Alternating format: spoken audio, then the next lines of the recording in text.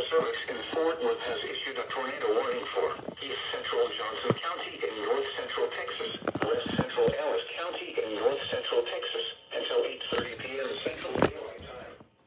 At 8 p.m. In Central Daylight Time, a severe thunderstorm capable of producing a tornado was located over Grandview, or 9 miles south of Alvarado, moving northeast at 20 miles per hour.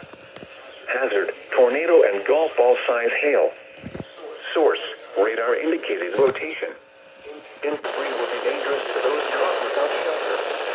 Mobile homes will be damaged or destroyed. Damage to roofs, windows, and vehicles will occur. Tree damage is likely. This dangerous storm will be near around 8:25 p.m. Central Daylight Time. This includes Interstate 35W between mile markers 15 and 19. Take cover now. Move to an interior room on the lowest floor of a sturdy building. Avoid windows.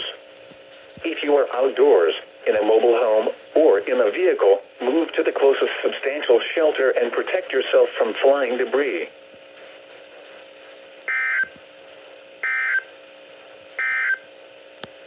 A severe thunderstorm warning.